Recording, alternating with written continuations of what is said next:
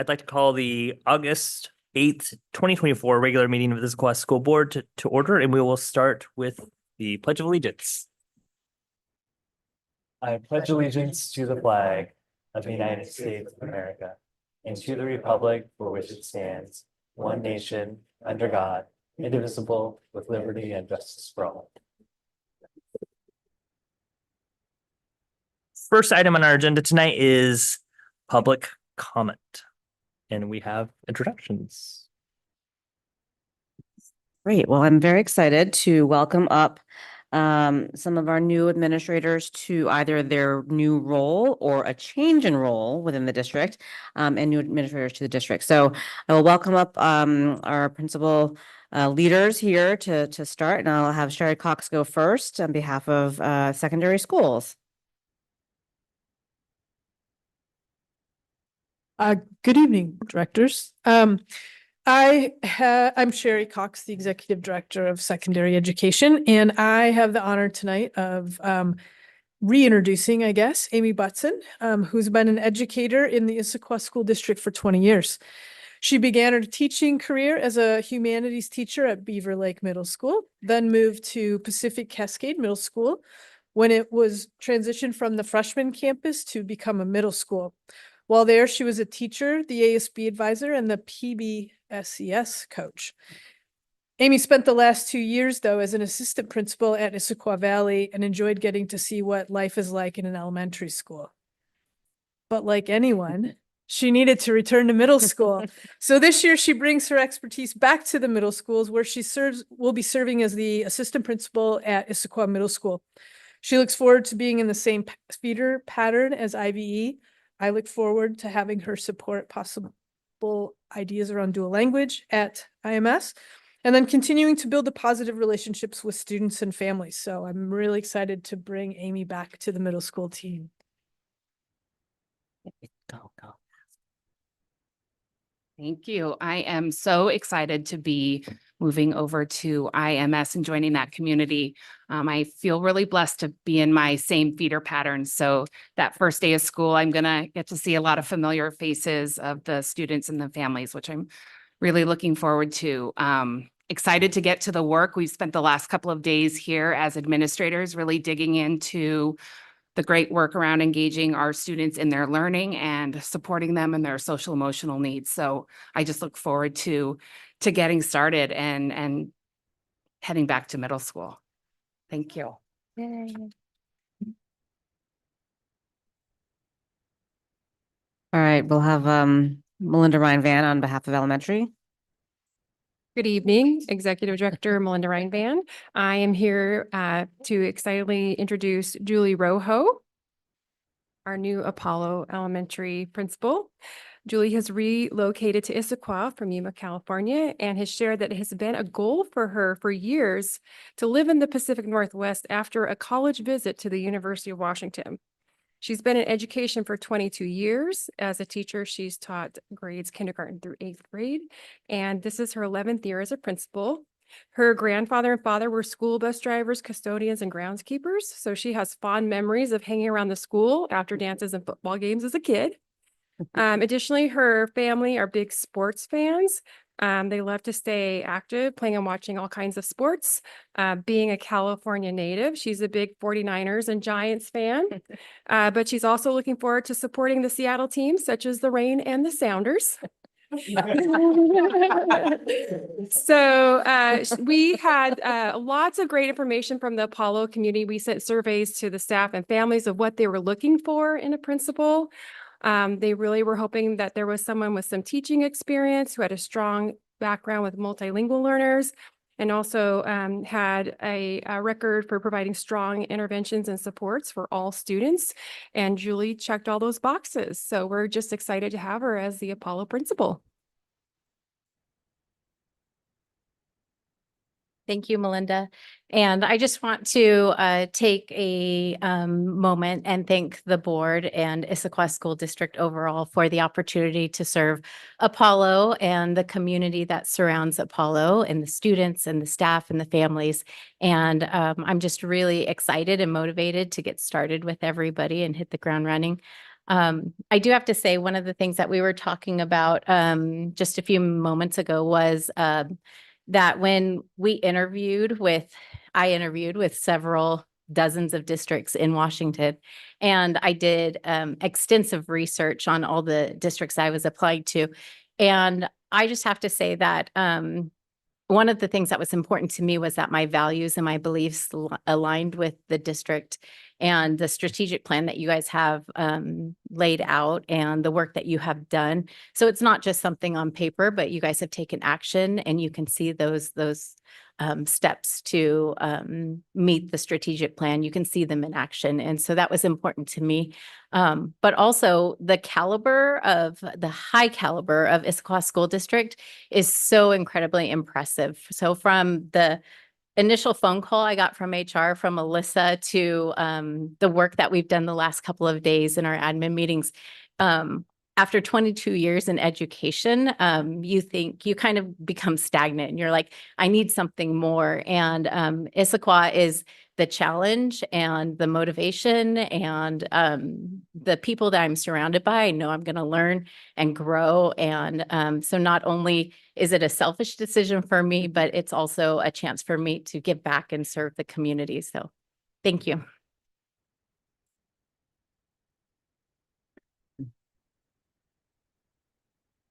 Good evening, directors. I'm Susan Mundell, Executive Director of Elementary Education, and I'm excited this evening to introduce you to two new assistant principals at the elementary level.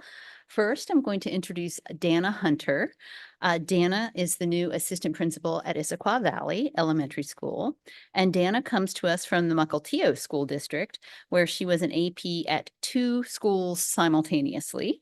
And she is now excited to be able to serve and to build relationships in just one school in Issaquah at Issaquah Valley. Dana taught in the Kent School District for 10 years. She's an expert in elementary, having taught kindergarten, first grade, multilingual learners, and she served as a dean. And we're excited to welcome Dana to Issaquah. Hello, board. Again, I'm Dana Hunter. Really excited to be here. My path here was kind of a sad path in the sense that I lost my job in Mukilteo due to budget cuts. And so I kept saying that when one door closes, another one opens. And I feel like the saying of whatever is meant to be will be. And I kept saying that through looking for jobs and landed in Issaquah. And I am beyond excited to help lead the work that is continuing to come with Heather and with the strategic plan. And the last 2 days, like what Amy said, has been fantastic. I have felt so welcome and just a good feeling about where I've landed. And I'm really excited to get started. So thank you. We have been enjoying our work with all our newest principals in the past couple days. Next, I'd like to introduce Patty Skursky. She is the new assistant principal at Creekside Elementary. And Patty comes to us most recently from the Monroe School District, where she was an assistant principal. She also had 2 schools to juggle, but she had 1 elementary and 1 middle school. So additional level of complexity there. She's excited to serve in just 1 school, Creekside now. Prior to that, she was also an assistant principal in Granite Falls School District. We are excited to welcome Patty and to leverage her expertise in partnering with families and creating thriving learning environments for students. Welcome, Patty. Good afternoon, board. My name is Patty Skursky, and I come to you with lots of experience over the last 4 years in middle school and elementary. There are a lot of initiatives out there these days, and what I see happening here in Issaquah is just amazing. The work I'm seeing for students for their sense of belonging and just knowing that their guaranteed school experience is on the forefront of our brains, and that even as you know, we've all talked about our last 2 days here, we're doing the work and you're seeing the work and you're seeing the authentic people, are people making those authentic decisions and scrutinizing what they're doing and saying, is this equitable? Is this what the kids need? And did we look at all the areas, just making sure that the kids are getting what they need to learn? And when we look at our community and our families here, and we're here to serve them, it's just a wonderful, beautiful picture to see over the last few days. When I interviewed a few weeks ago, they asked, well, why Issaquah? And when I look at why Issaquah, I'm like, my beliefs align with what you want to do for students here. We want our students to leave school and to be productive citizens, and we want them to be happy. We want them to have lots of choices and lots of extracurricular experiences. And I really believe that I have found my home. Thank you.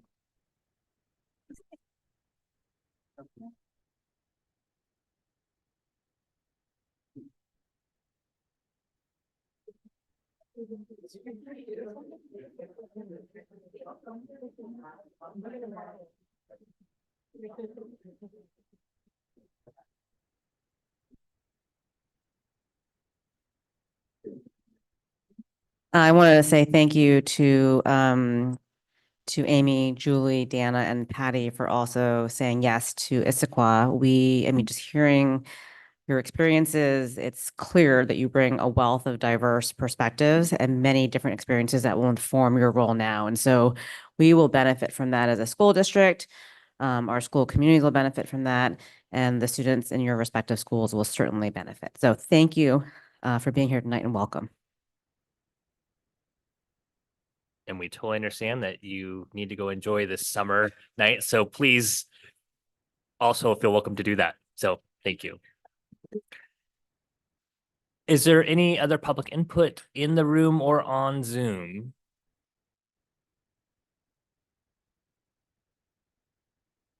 Anything? No? Okay. Then that closes public comment, and now we are on to approval of the consent agenda. I move the consent agenda be approved as presented. Second. All those in favor, say aye. Aye. Hi. Aye. Do we have Matt? Is Matt unmuted? I didn't hear Matt. I am. Can you hear me? And so, Can you hear me?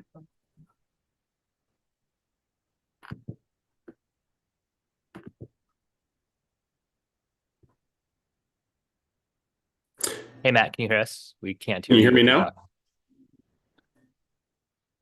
Can you hear me? Yeah, it probably is on that. Over there. Okay. Well, we will keep moving on. And the next item on our agenda is establishment of the regular agenda. Are there any changes? No, there are no changes to the agenda. Okay, so then let's pause and take this moment to get Matt's volume up.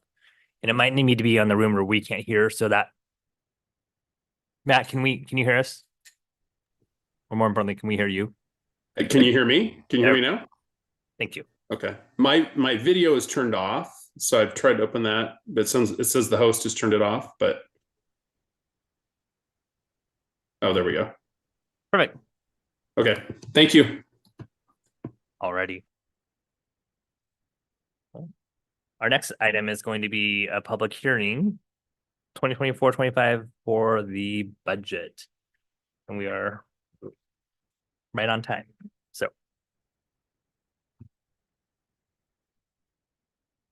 I now declare the public hearing open for the 2024-25 Issaquah School District budget.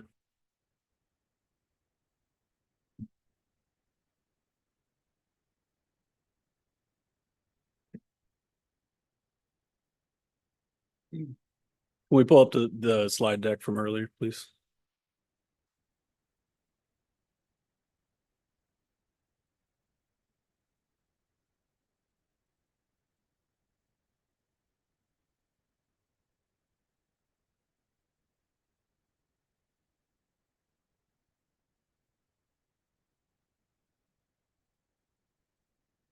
Thank you.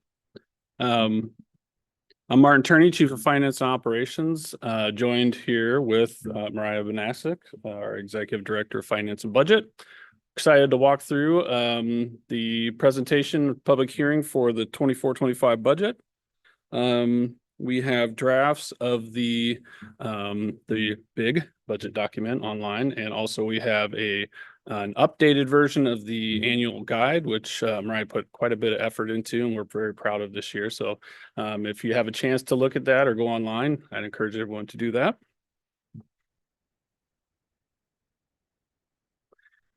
We will walk through kind of the budget timeline for this past year, give a brief summary of where we anticipate ending up in the end of this fiscal year 23-24. We will go over the general fund for next year, highlights there, and then run through some of the other funds, important elements within each of those. I'll let Mariah take us through this timeline from the previous year. Thank you, Martin. All right, so we have some highlights of the key milestones for part of our budget timeline. So it kicks off with the Board of Directors Budget Development Guidelines in the winter, and we also launch our Financial Advisory Core Team. This year, the legislature ended in March, and when that happens, we can get our revenue drivers and update our budget. In July, we have a draft budget and also hold the final fact team meeting, and we review the annual budget guide as well. And now we're in the final stages with the public hearing tonight and then potential adoption at the next board meeting. So just some reminders for the current school year, 23-24, we're estimating an increase of fund balance of 3.9 million. And the majority of that is in transportation funding that was allocated in April. It's not guaranteed every year. And it's the state, they look at how much money they can allocate where districts have additional expenses that they haven't already given revenue for. This will have our projected ending fund balance at 48.3 million, and that is about 12% of the budget expenditures for that school year.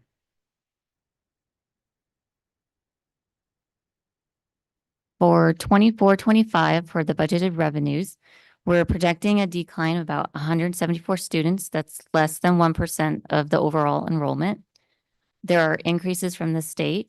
So a 3.7% cost of living increase, as well as some increased allocation for paraeducators and office support, as well as $21 per student for materials, supplies, and operating costs, an increase for inflation. And then also the local levy will increase about $626,000.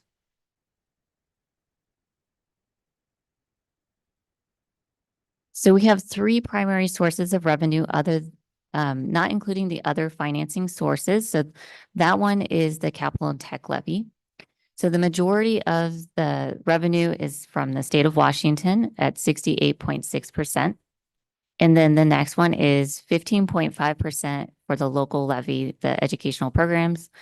And then 9.4% is local fees. So that's before and after school care, as well as food service. And then we get 2.3% from the federal government. Okay, and I'm going to hand it back over to Martin. Thank you, Mariah.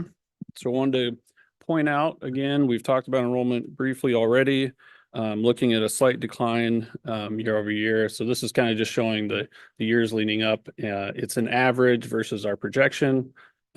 Just to reinforce what we're looking at. Likely stable. Kindergarten numbers are coming in pretty good at the moment, so we're a little optimistic. So looking at being just under maybe where we were last year. Wanted to show kind of by level here, this enrollment trend, highlighting again how our high school numbers continue to climb, and those are expected to remain around those levels or even increase slightly in future years. So again, we have seen some leveling off of our enrollment, but we still have the high school numbers coming in fairly high. Also wanted to highlight, we continue year over year to increase our numbers in special services. This kind of shows what a year to year, we're anticipating about an increase of 5.75%. From 23-24 to 24-25. And down at the bottom, I just put in from the beginning of this, in 2021, it has increased about 27.16%. So that just kind of gives you context in how these numbers have increased over time. Briefly talking about the local levy. So the EP&O levy, we receive levies on a calendar year basis, and then they are split into a fiscal year. So I wanted to show kind of how that looks graphically up there. Also want to point out at the bottom, so for the calendar year 24 and calendar year 25, our voters actually approved amounts that were higher than what we expect to collect. And that is because the formula, the per student formula, runs on our enrollment and a factor of CPI. So we won't be able to collect the full amount given that formula, but we wanted to provide that for context. Okay.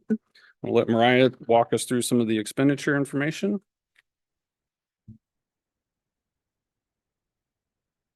All right, so for 24-25, the expenses, some highlights.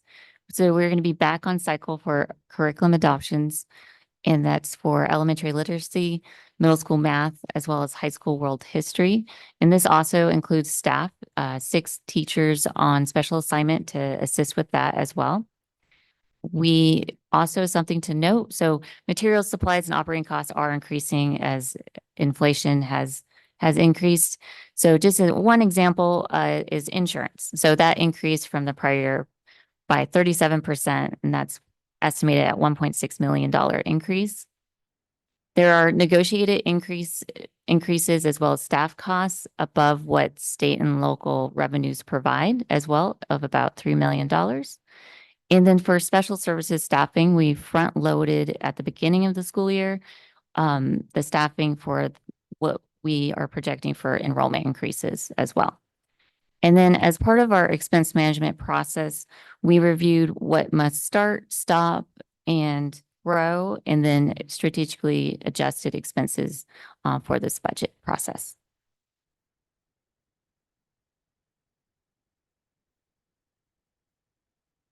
I don't know.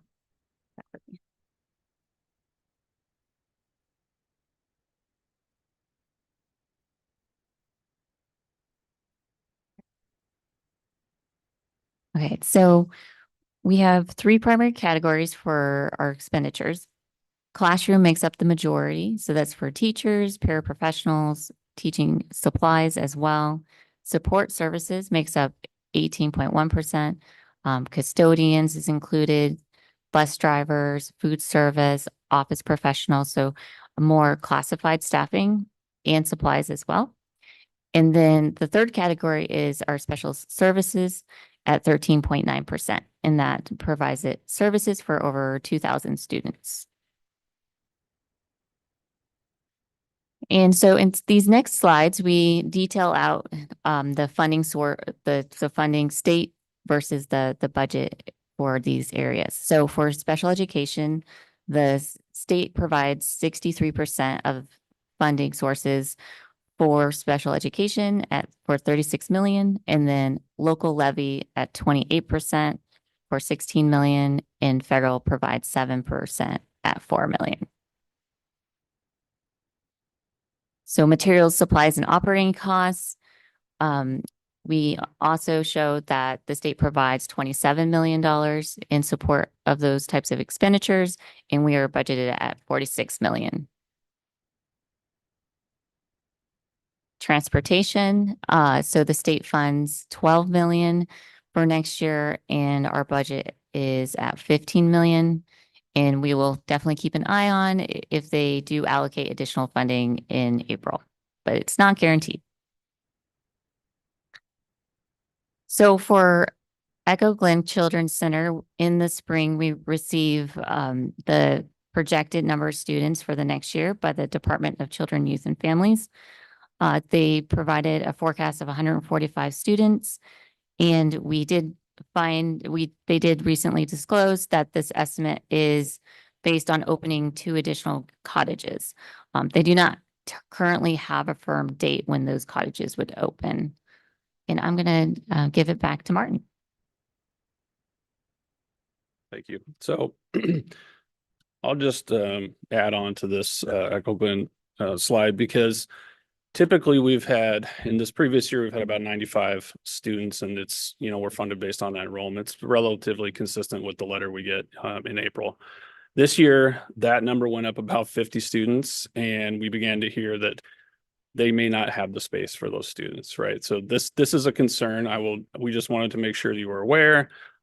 We, as a educational institution that is responsible for this, we did what we thought is adequate staffing. We tried to make sure that they had the resources for that number of students. We've been in conversation with human resources on, what we can do as contingency. But at this point, we're kind of in a wait and see.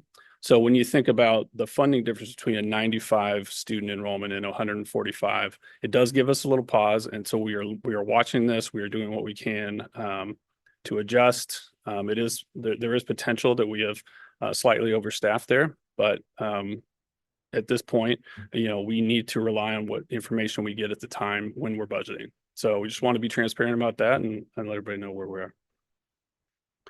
I'm going to jump back before I go into this fund balance spot. I wanted to quickly go over this slide one more time because it has some pertinence to the fund balance conversation, particularly the curriculum adoption. This $6.2 million is more than we typically would have in a curriculum adoption year. And what we're trying to do as a system is to get back on cycle. So there's a larger investment this year so that we can get back on a typical curriculum cycle. And with that, there are some investments that come along with that, including some teachers on special assignment to be able to pull that off. So that plays into the conversation about fund balance. So here, we talked about our projection for where we believe we're going to end in 23-24, that $48.3 million. We are currently projecting a decline, and a lot of that has to do with that investment in curriculum that's higher than we typically would. And so we wanted to make sure we pointed that out. And so the projected ending balance for 24-25 is currently $41.6 million. The overview slide here kind of showing the same. When we do the budget and you do the math on revenues minus expenditures, there is a difference of that decreases the fund balance to $33.2 million. Now that's not what we're projecting. So I just told you it's 41.6, and that's because we have some capacity and reserve built into that expenditure budget. So what we're trying to point out here is what we actually believe that ending fund balance is going to look like. Okay, moving to capital projects. So wanted to point out, as you know, as a board repurposed $44 million for some significant projects in the district. So one thing that we have done in this budget year is to make sure that we are going to have those budgeted out for expenditure within the year. So we're going to get those projects going and pay for those as they're completed. Also wanted to just mention the bond advisory committee work and the bond package that the board approved, the $642.3 million bond measure. That plays into our budgeting because we need to consider the passage of that and what we would be doing when that happens. So we have put that into our budget to make sure that we have the capacity to take advantage of that at that time. So we have revenues and expenditures that reflect that. If for any reason we do not sell bonds in that year, we would hold that budget as capacity and we would not expend that. Obviously, we wouldn't have that at our disposal. Okay, I'm going to let Mariah take us through the rest. All right, so for the transportation fund, the transportation department has been applying for electric bus grants for the last couple of years, And recently they were awarded 2 different grants. So from the Department of Ecology for $846,000. That is to purchase 3 large electric buses as well as infrastructure. And then they also received from the EPA about $1 million to purchase 3 large buses and 3 small buses. So for this is the summary for the transportation fund. And so it shows the increased revenue as well additional expenditures for the electric buses, as well as 12 diesel small buses that they will be purchasing, they're estimating. The debt service fund that pays for existing debt for bonds. And then the Associated Student Body Fund. So this is during the spring when the students and the advisors work together. They develop a budget and plan out events and how much revenue and expenditures they expect. And this provides capacity for them to do those events. And lastly, I'm going to turn it back to Martin. Okay, I just want to harken back to the transportation slide. There were some folks that have done a lot of work. Cindy Fang in our budget office, Jason Morse, Colleen Zadaro and her team. So that took a lot of work to get those grants out, and we're proud that we were able to take advantage of that. So I want to thank them. So next steps, we will bring the resolution to the next board meeting that will have a 4-year projection.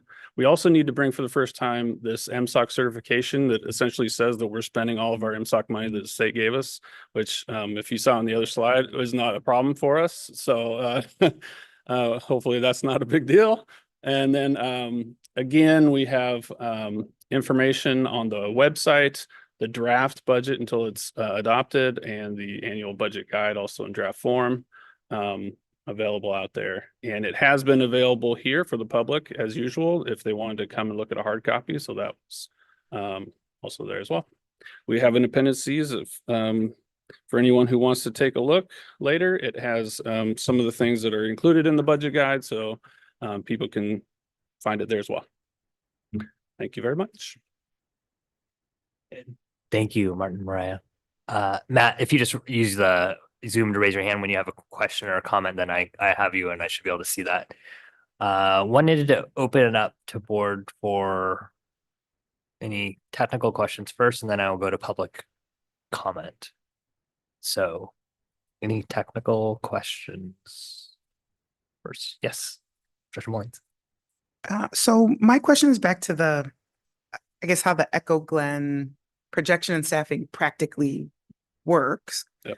So we get a projection of how many students will need to be educated. That came in at 145, but you were saying that the housing for them isn't there yet. So I guess throughout the year we'll get more people. I guess what practically happens? That is an excellent question. So how it typically happens is we get a letter from DCYF in April. It says we expect you will have X amount of students. We know from the formula how much we expect in revenue, and then we staff accordingly. This year, that number jumped substantially, and we came to find out that the impetus for that was that they were expecting to open a couple of cottages. So right now, it appears that that is in question, whether they will be opening those cottages. Donna, help me out here if I am missing any details, but I am a bit concerned.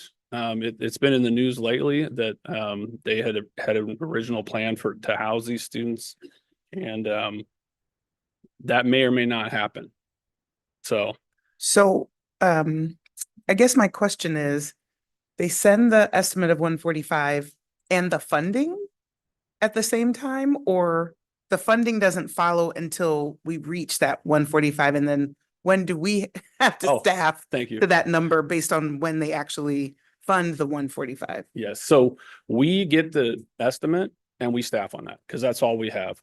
When the school year starts, they do counts every month. So then it's on an actual.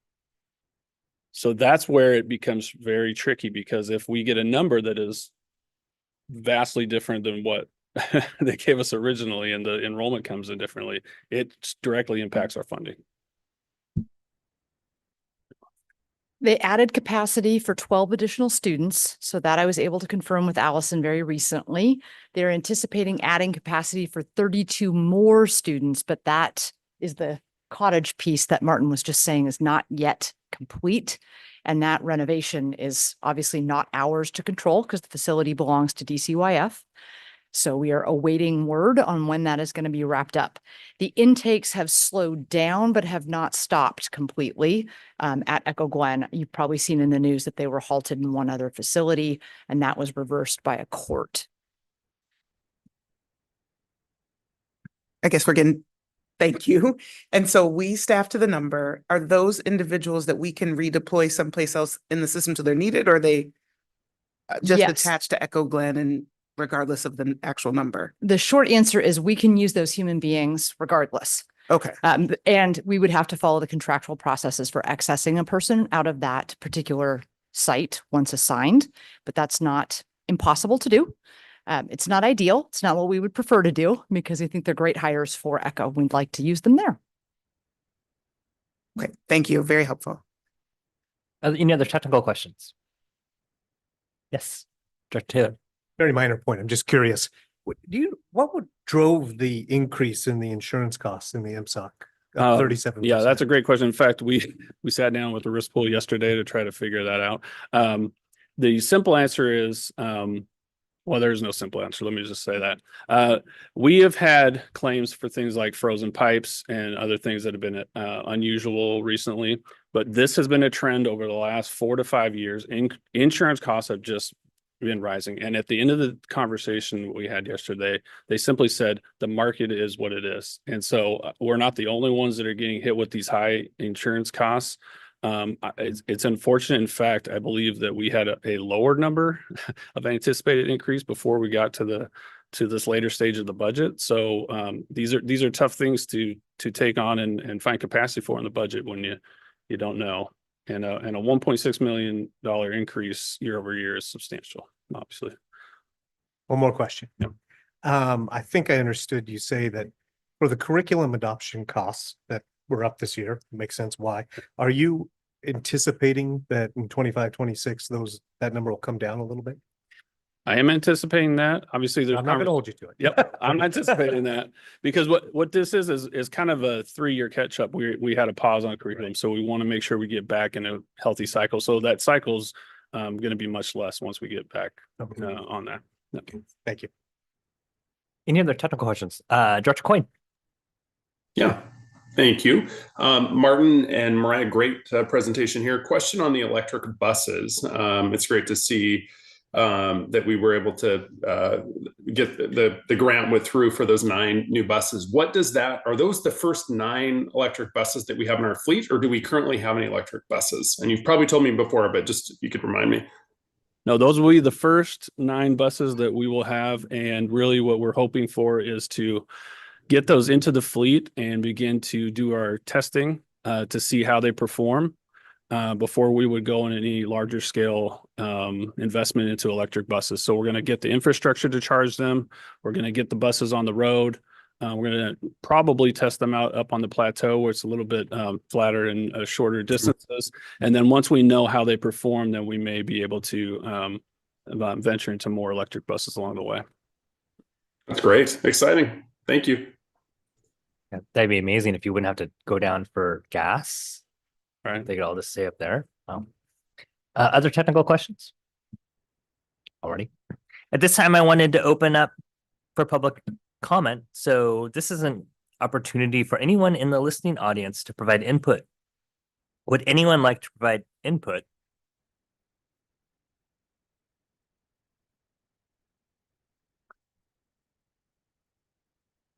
Would anyone like to provide input in the room or on Zoom? For the 3rd time, would anyone like to provide input?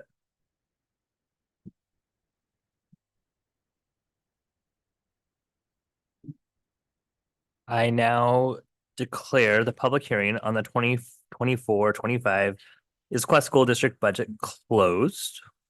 call the regular board meeting back to order, and we'll launch into any board discussion on this topic. So don't leave too quickly.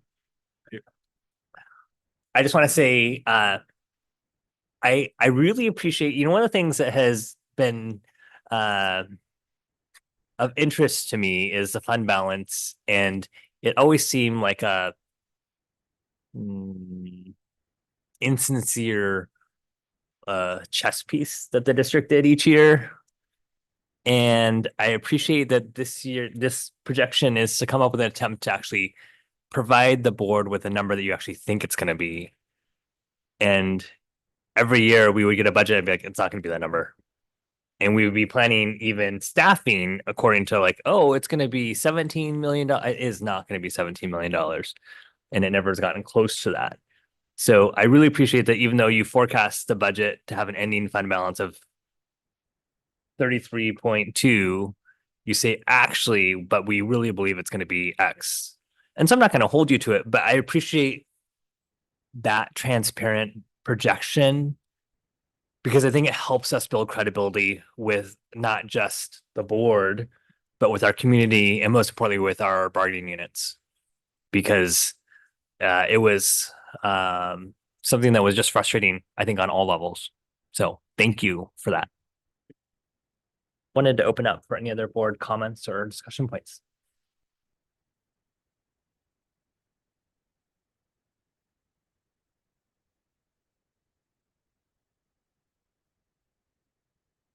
Dr. Raldo. I do. I think it's interesting the impacts of some of the decisions of the legislature back in 2022 by closing the Nacelle Youth Camp. And now we're seeing the ramifications of that. And I don't know how much communication we had at the time with them to even know that that closure was on the docket back during budget discussions. And so that kind of has something that has taken me by surprise, listening to seeing the news and the fact that they've had to halt, where they tried to halt intakes. But we're seeing a direct impact in our budget and our staffing of not knowing what to prepare for. So I think that would be something I would be interested in some of the conversations. I know we've had conversations in the past with our legislators around Echo Glen and how we provide services. Are we really getting the financial needs met there from the state? So is the state funding that appropriately, because we're not supposed to be using local levy dollars towards that? I don't see how we don't end up using local levy dollars if the staffing is as much of a roller coaster and inconsistent as it is. So I think there are some legislative opportunities for us and to really talk about the impacts. I still would like to hear more about the decision to close that other facility. Was it an assumption that they've gone softer on some discipline, or, I know that they're choosing to do mental health and wellness for things rather than arresting students for minor in possession and those type of things. So did they do other policy changes that they thought and anticipated would be a reduction in youth being incarcerated, or what that? I would like to understand some of the deeper policy assumptions around that.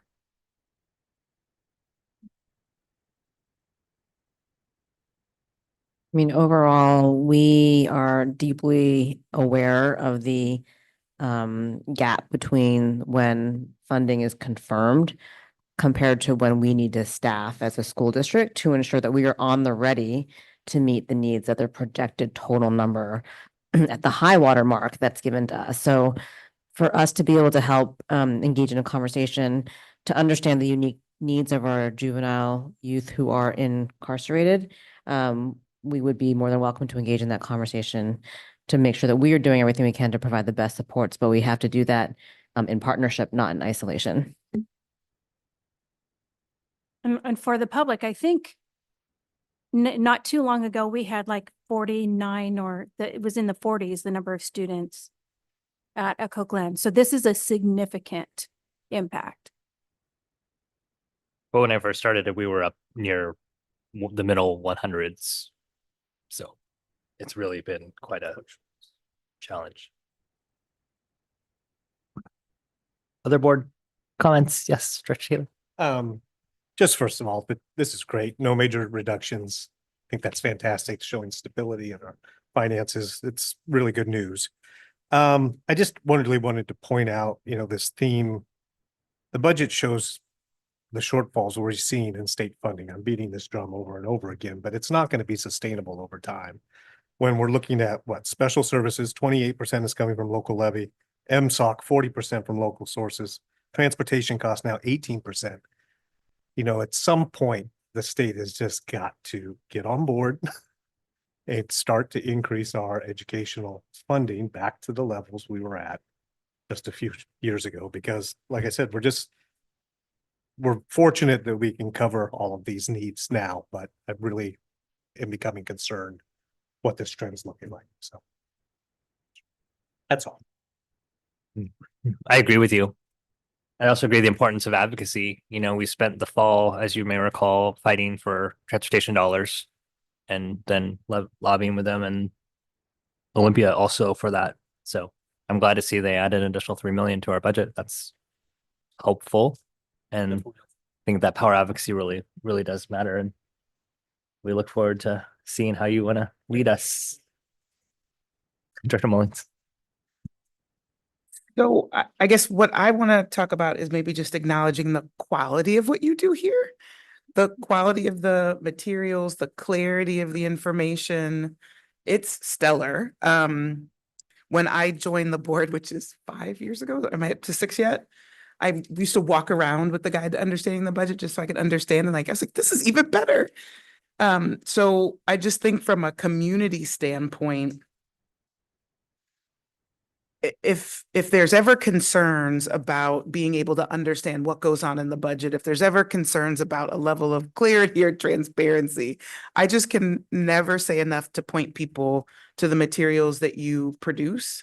And there's just really no room in my purview that people can say that there's not a clarity and transparency of what goes on in this budget. So these are just beautifully crafted and curated materials that you provide. I think I would second what President Gallinger said on having feeling like I understand what is going into the fund balance, that clarity of what makes it up and what might influence over the course of the year. So I really appreciate that. And I think just the simplicity at which you're tying through what is an incredibly complex funding model across sources across the state. It's just beautifully crafted. And so I can just never encourage people enough. If there's ever a question about transparency in our financing for this school district, there shouldn't be one, because you do beautiful work. So thank you. I see Dr. Coyne as well, but I'm going to just follow up with that. I agree. Having read 9 of these, this is the most amazing, succinct one. And it provides just the right amount of context. Because oftentimes it'd be like the budget is here in the middle, but what is the budget for?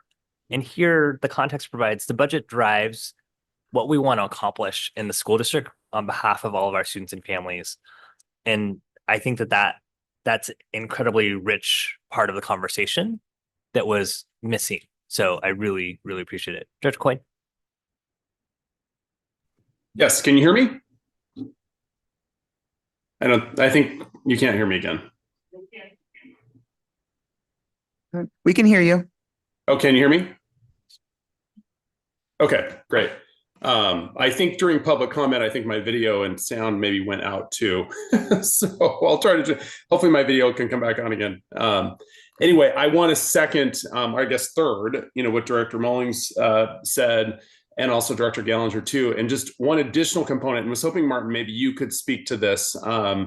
If you're, I don't know if you're back up, if you're at the podium or not, but if you're not, if you wouldn't mind just mentioning the FACT meetings. So I had a great opportunity when I initially started on the board this, last fall, and jumped in and being able to be a participant in the FACT meetings. And I think, as we think about the materials that you've put together and the great budget that you and Ryan and the team have done, there is also, there's input from a broad range of individuals that are part of those FACT meetings. And if you wouldn't mind, maybe just for the community, just to speak to that briefly around what that looks like and kind of participation on that, who's pulled into it. Sure. So the FAC meetings have been conducted 3 times a year. We do one in the fall to kind of set the, how are we ending up for the previous year? What are our enrollment projections looking like? And what is the first glimpse of what next year might entail?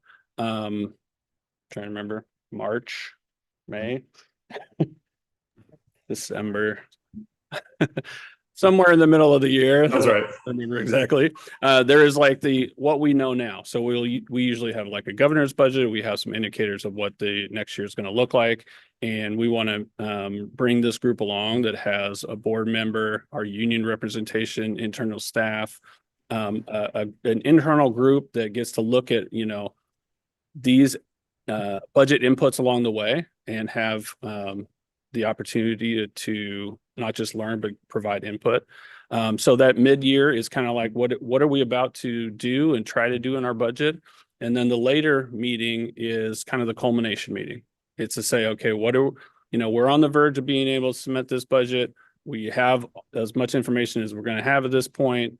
Let's talk about how the things that we touched on in the couple of earlier meetings have played into the end product here and what this is likely going to look like. So it's really, it's a way to bring some of our partners together and walk through, bring along the journey of the budget, and hopefully provide some additional understanding and give that glimpse of how things are developed, why certain things are talked about, changed, what kind of things are being brought up at the board meetings. So to increase transparency and provide an opportunity for input. Great. Thanks, Martin. Sure. Dr. Molly. So the other comment I will make is just, I guess, to talk about some of the projection stability, right? So I am happy to look on page 28 and came across the section that's on the federal special purposes funding, right? So that's all the ESSER funding or the ESSER funding. I won't say we had all because we didn't have a lot of all in ours, but that's sort of the point of my comment, that the ability for this district to navigate through the COVID period, through the rise in cost structure on what is an incredibly low amount, which this document on page 28 points out really well, compared to, comparator districts that are 2, 3, 4 times this amount. And to get us back on a glide path where we're not making significant cuts, we're not having some of the more dramatic conversations some of our peer districts have had to have. I think that's just worth acknowledging as well. And I just think this document does a great job of laying out very much the small and one-time nature of those additional funds. So that, as I was flipping through, that's another one I just really wanted to acknowledge, that there's been a high amount of skill deployed in helping us navigate these last couple of years and into the next couple of years. That's very much on display in this document.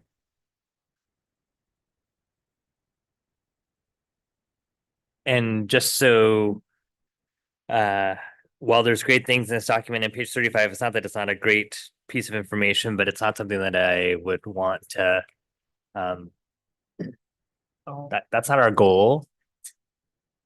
Yes, we want to be efficient with our dollar use, but we certainly don't want it to be at the detriment of being able to deliver the education that we want to deliver with the staffing that we have. And so we know that our superintendent is absolutely mindful of administrative costs.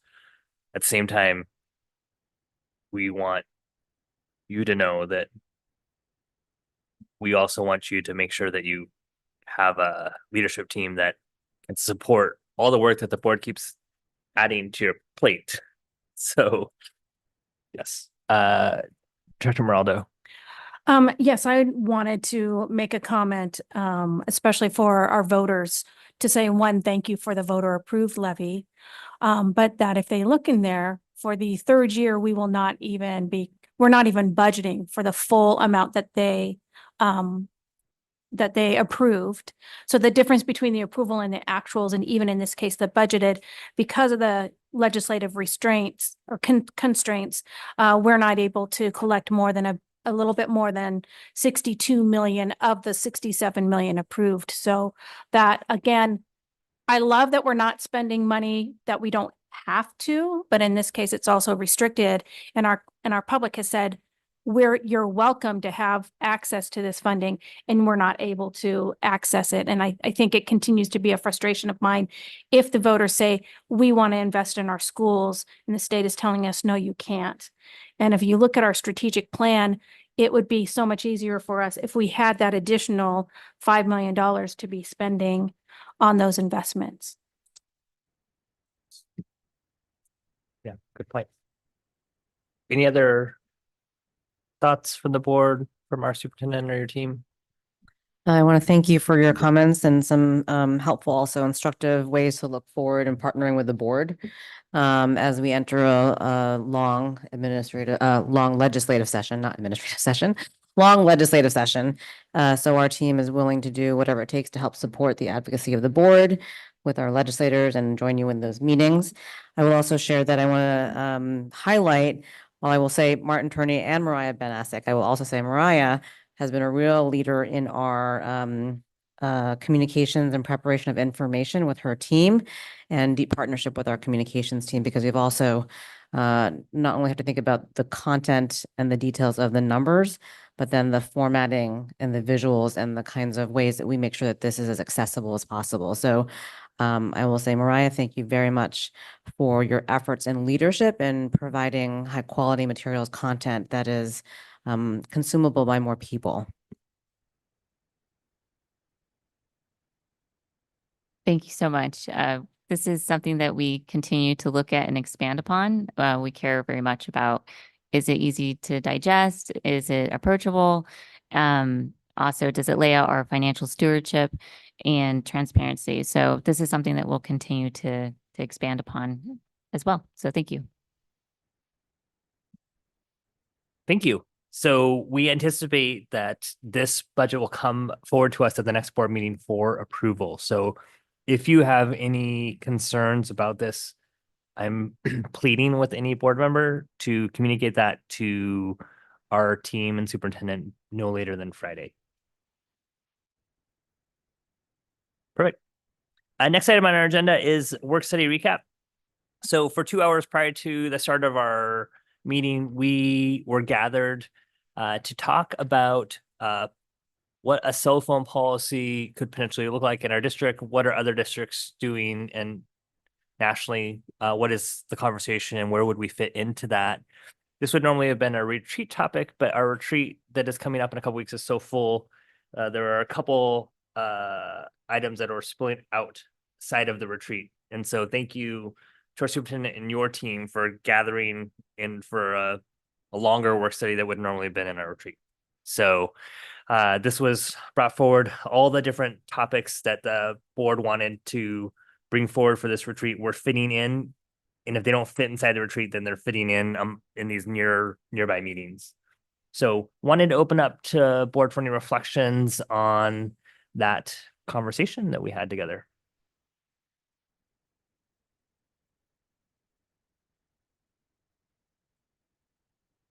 Well, I'll start by saying thank you for having this conversation. And, the board does not get together in private and talk about these things.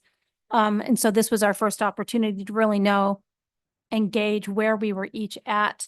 What was our reason for wanting to look at cell phone policies, because they were not all the same. So I do appreciate the time that was spent having that discussion. So I'll start by saying that.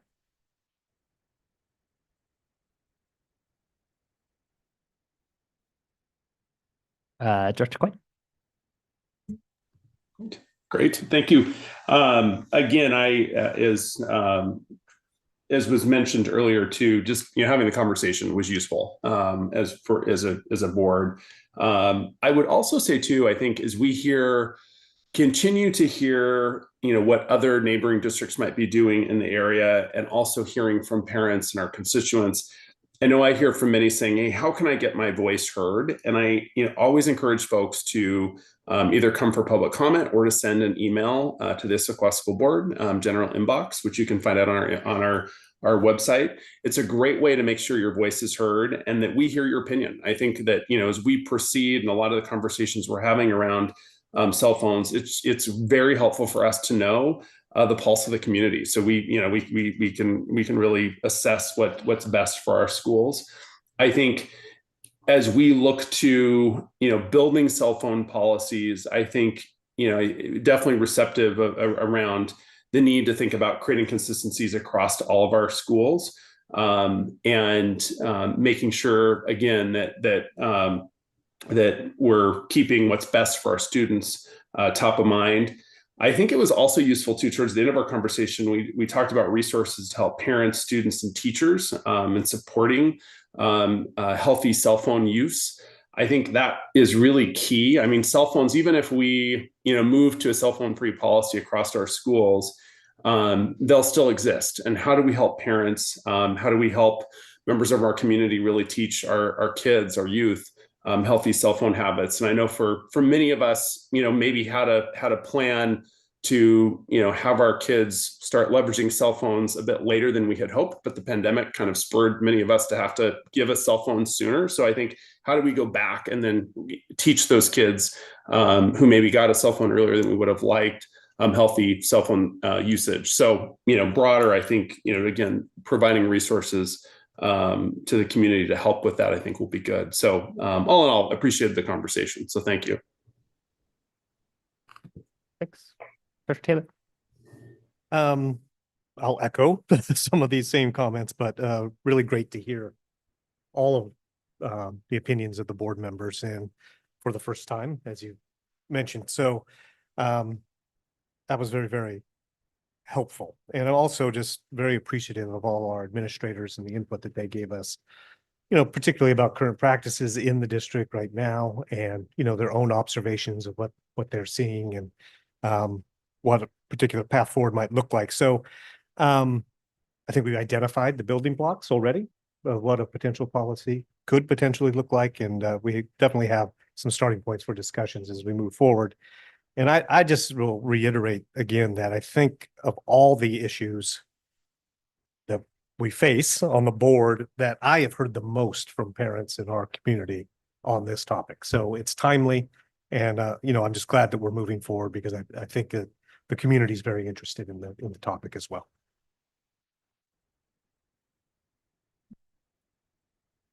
Good morning. Yes.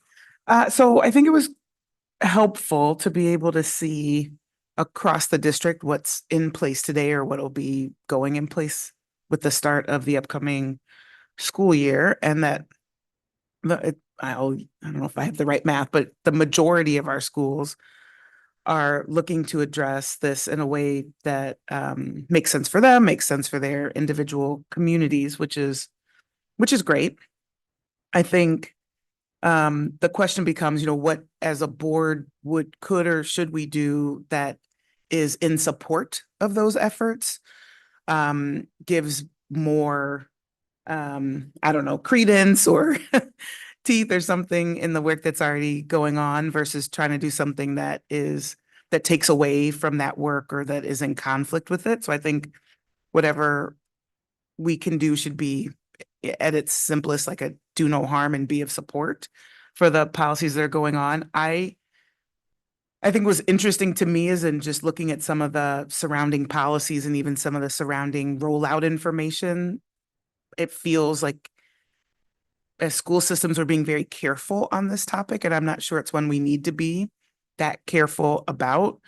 There's a healthy use of technology, and there's hours in the day in which we have the students with us, and we should be a part of providing the right boundaries and guidance on how that works in the days that we have it, in the time of day that we have with those students. But I think we also can be helpful to families and caregivers and community members on how they can help extend those safeguards, what they can review, what apps to be aware of, what guidelines that they can also put in place. And I think sometimes we assume people just know how to do that.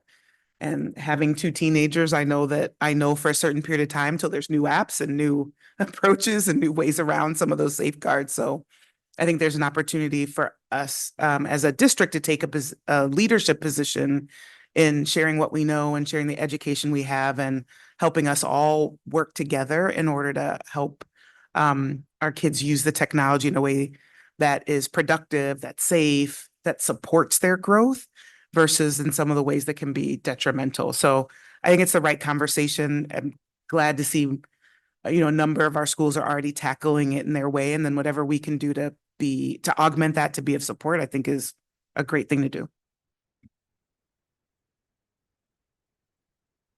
I appreciated the dialogue because I think I got to discover there was broad consensus that we should do something. I think for me, one of the next steps for further board conversation is for us to get very clear on our why. Because I think once we can narrow down our why, it'll make it much easier for the district to then develop a response or a regulation procedure for that.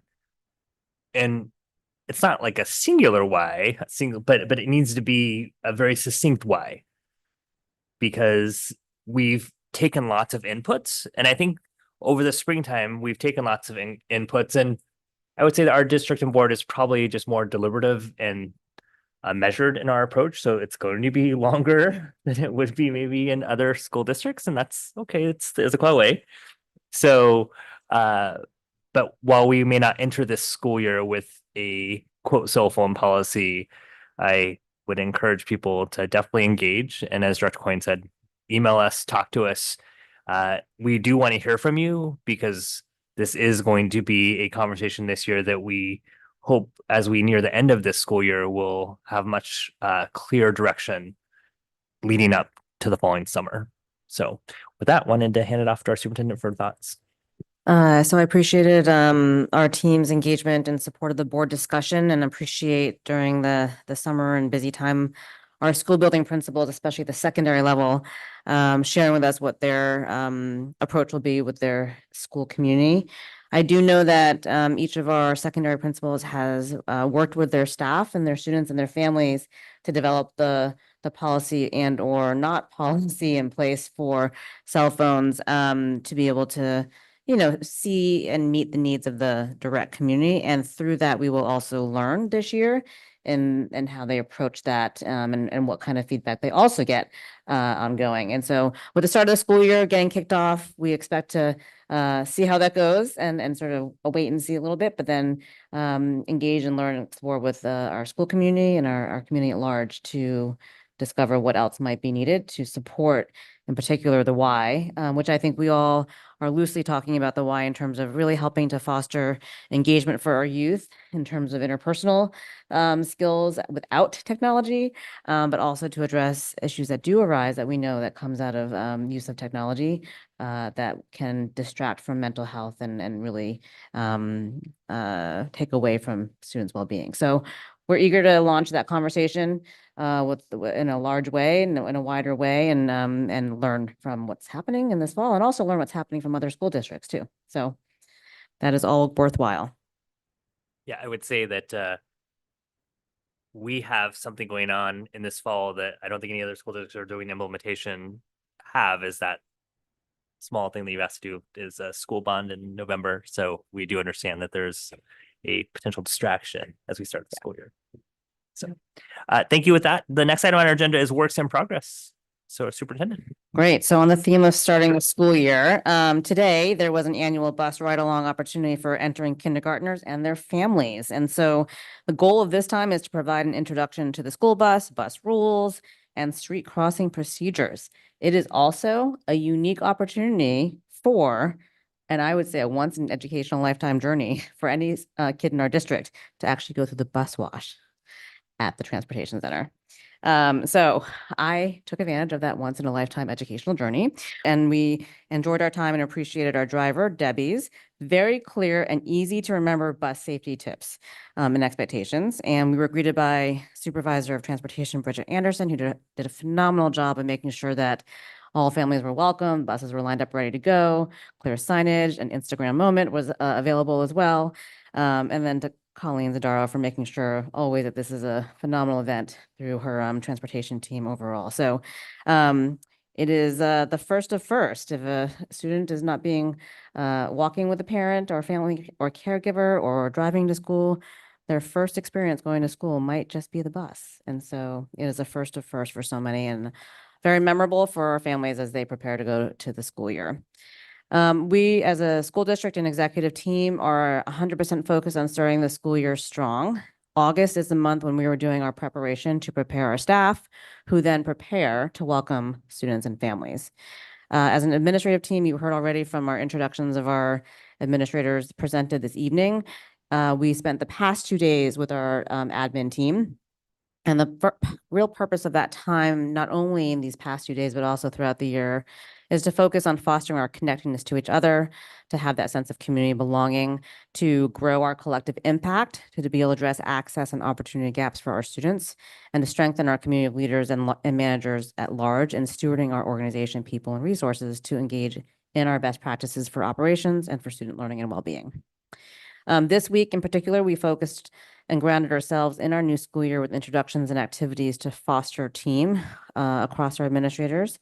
We reviewed our progress with the strategic plan implementation in support of the board's vision, mission, and results. And we developed goals in line with our commitment to equity and access at the forefront of all of our planning. We also covered topics such as how to design with AI in mind, safety and security protocols, checklists, reminders, updates, process improvements with payroll as part of our continuous improvement efforts, teacher evaluation planning, and universal design for learning. So thank you to Dr. Dana Bailey for her leadership on our behalf and our executive team's behalf in leading and planning the execution of all of this with our administrators. It's been a great 2 days full of really strong, wonderful connections and just a really very positive culture and vibe. So we do have next week some more back to school activities for our district. We have our upcoming new hire training and also a focus on our special services training in the next week or so. And our school staff return to school sites the week of August 16th. The current enrollment verification process is open. It launched yesterday. This is also known as EVP, and it closes on Tuesday, August 13th. And so this process is one that is annual for us, and it helps us really focus on getting confirmation on student enrollment, which also helps us to be more precise in our planning. But it allows us to gather the required forms, update necessary contact information so that we can reach families in any case of emergency or regular communication reasons. It's also an opportunity to opt in for important items about information related to a respective school's PTSA or PTA, and also the Issaquah Schools Foundation. So information that families provide during this EVP process really help us plan and provide other information that help us understand what the needs also might be of our families. And very exciting news, we have our first and inaugural Back to School Resource Fair next week. It's on Tuesday and Wednesday at Clark Elementary School. We have nearly, and maybe it's even grown since I checked these numbers, 1,000 people signed up. And I want to note that this is really important, not only because it's the first time offering a back to school resource fair, and there are amazing things that will be happening from haircuts to clothing opportunities to get clothing. But we also are having transportation provided. So we have 110 square miles, and that's quite a lot of distance to travel. And we are having it at one location for centralized organization purposes at Clark Elementary. But we will have transportation from the South End area as well as from the plateau to Clark Elementary on both days.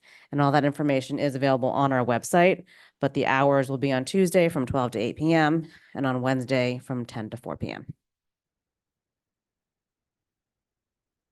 That is incredibly exciting. So thank you for that. Any questions? Perfect. Well, you act as if then there's no really summer for you guys for all this work that you guys are doing. The next item on our agenda is capital projects.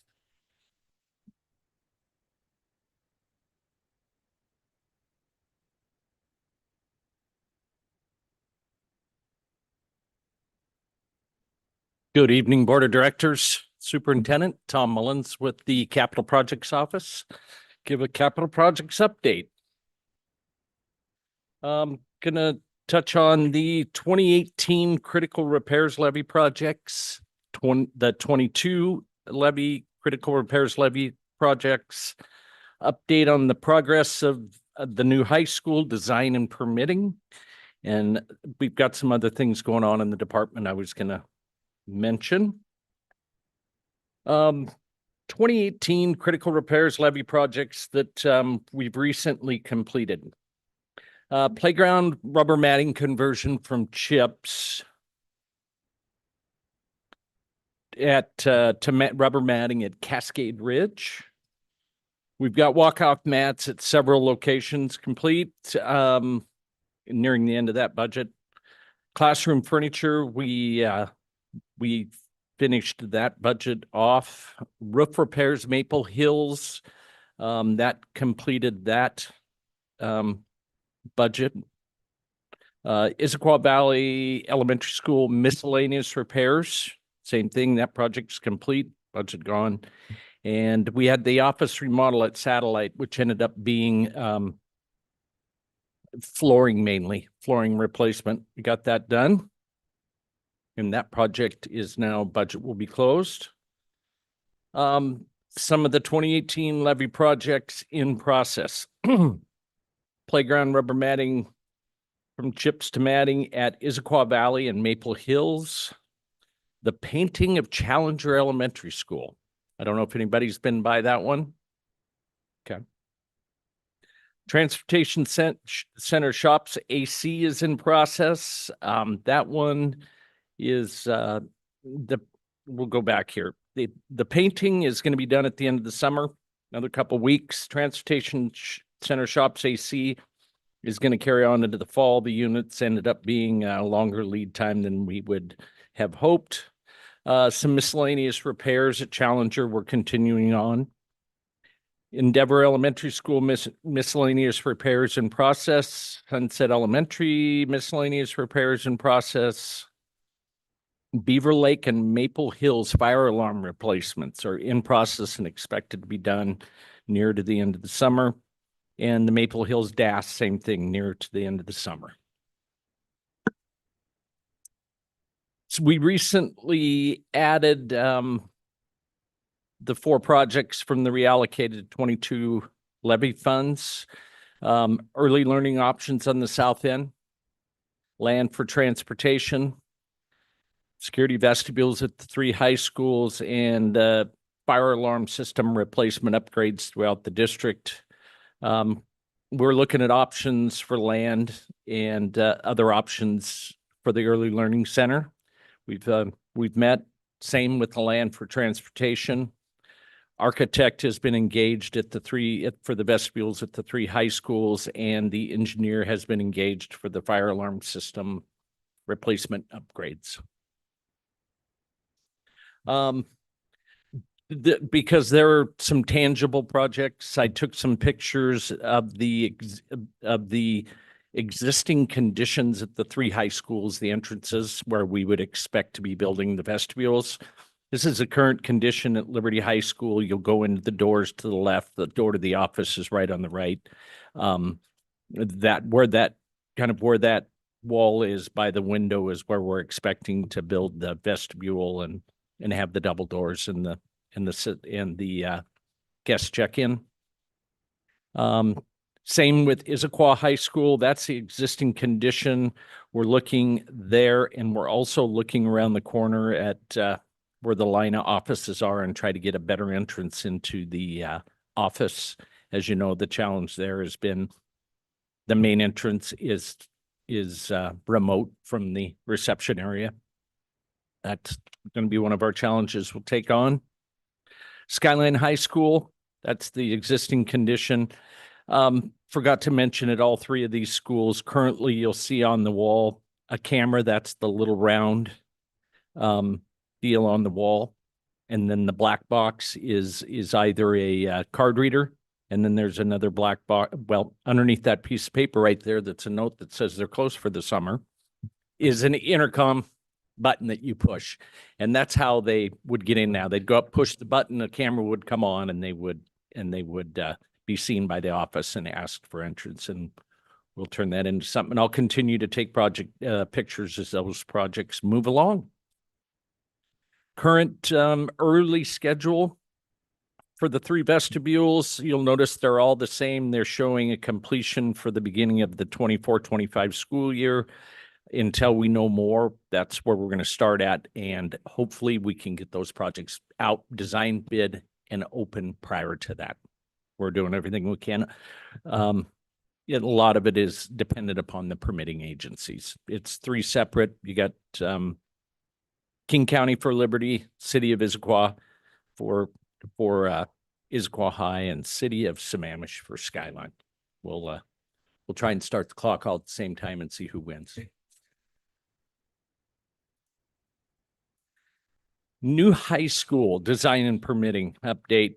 The design of several areas of the project continues, including the CTE Innovation Spaces, theater, the LRC2 suite, the Black Box Theater, and the stadium grandstand storage.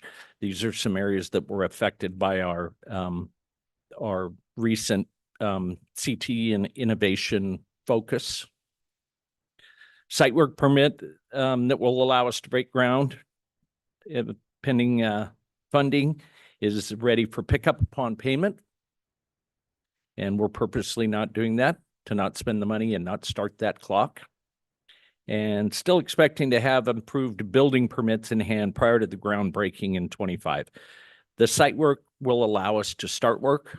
The building permit will hopefully be ready or shortly thereafter to be able to start on the building itself. Some other projects, capital projects is working on, continued preparation for the upcoming bond. OSPI study and survey, which is a required part for SCAP funding. You have to have one that's less than 5 years old, and it so just happens that ours will be just over 5 years old at the start when we start the SCAP funding process this time. So we're redoing that. And then some larger general fund projects, which include significant hot water tank replacements at Issaquah High, Skyline, and Liberty. These are big 200 to 400 gallon hot water tanks that serve either the entire building or portions of the building. And lo and behold, they all 3 sites failed this last spring. So we jumped on it. Endeavors replaced freeze damage claims at Newcastle, Briarwood, and Cedar Trails. And we're replacing the gym HVAC units and Endeavor, which have reached end of life.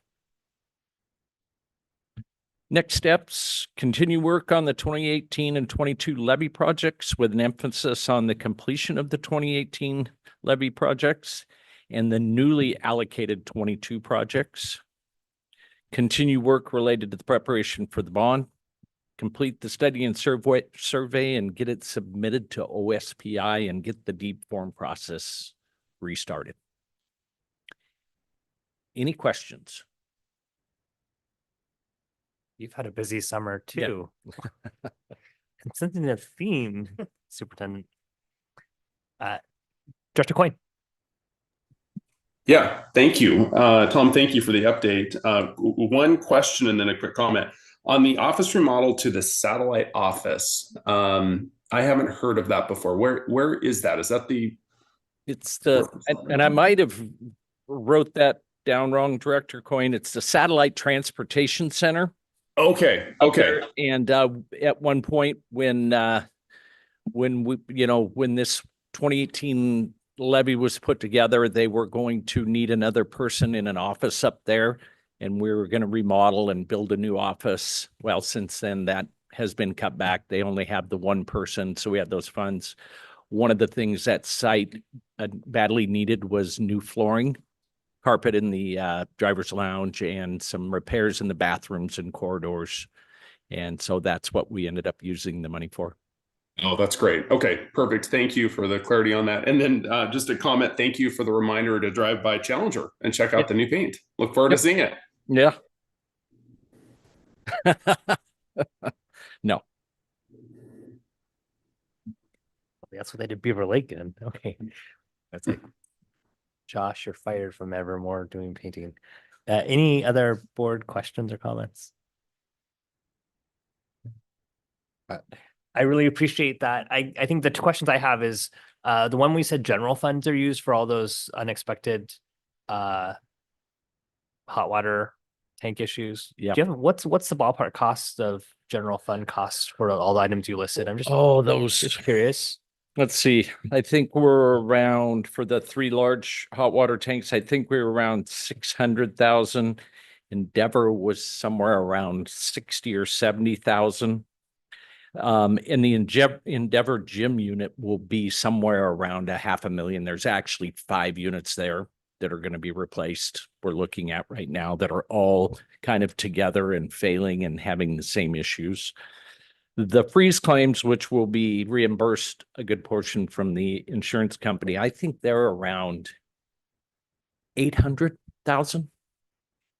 Once if you get all those to us, we would appreciate it because this will help us as we go out for bond conversations. Because one of the reasons why we're focusing on the modernization and energy efficiency efforts is because we don't want things coming out of our general fund because that's classroom dollars.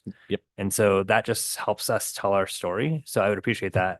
Second thing is if there are any delays in once you press go to the 3 respective agencies, we would like to know that because safety and security is top of mind of all of our communities, and they deserve prompt attention and no more bureaucratic lag. So that's our job to help ease those challenges. Perfect. Will do. Absolutely. And then do you have any renderings yet for the vestibules at any of our? No, I talked with the architect about that, and until we get out and actually, one of the steps is going to be, I told him to put together 2 different options, kind of, especially for Issaquah High and Skyline are kind of different and remote. Liberty, I think, is a fairly straightforward site, but we're going to put together some ideas, go out and look, and then turn him loose on that. We're going to talk to the principal and the office staff to see how these options would work. These will be very rough, just quick drawings that he can do to that we can go down and talk and say, you know, how will this work? Dave Montavo and Neil will come along and we'll make sure that these will work efficiently. Because you can imagine, as we're adding 2 sets of doors and the size of that space in there, how many people would get caught in that queue at one time? And, you know, those kind of things make a difference as to how big you make that entrance, that space. So, yeah, but I definitely will bring in some drawings and show everybody as soon as we have them. Yeah. As soon as you get even some rough renderings, and even if that isn't what you ultimately decide to go from a design standpoint, we'd really appreciate that because that will also help us with the conversation, because there's a reason why the board intentionally moved that to say we want that done this year. And so as we go out and have bond conversations, it'd be great for us to actually have poster boards for each one of our 3 high schools. So no matter where we are speaking, that they can see that, because I think part of these conversations are, it seems like so intangible, but this would be a tangible piece and purpose for what's behind what we're doing that would be helpful and be interesting in no matter whether we're speaking to an elementary audience or a high school audience. So absolutely. Absolutely. Thank you. Any other questions, comments? No. Alrighty. Thank you very much. Thank you. Thanks, Tom. And next item is legislative matters. Already? That was quick.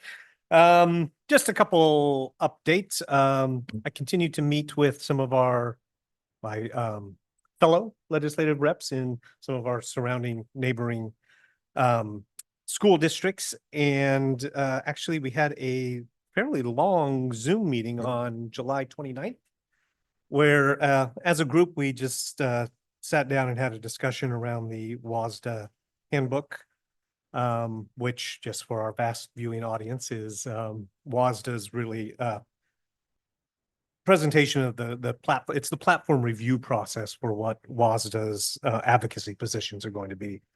moving forward. So it was just an opportunity for us really to kind of share perspectives on the proposals in the handbook and to see if we thought there might be opportunities for further amendments that might make sense as we go into the General Assembly later this fall. So very good conversation. I'll continue to interact with those folks. And as I mentioned, and working on trying to set up a meeting with some other of the school districts that I haven't had a chance to meet with, their legislative reps, as we continue to kind of drive towards understanding what all of our priorities are for the upcoming legislative session, and to start talking a little bit about strategy on how to best engage our legislators. So I'll continue to keep you guys up to date as to what comes out of those conversations. Thank you. Anything else? Okay, was that a yes, no? I was gonna say, I had an opportunity to attend 2 meetings this past week with Director Gallinger.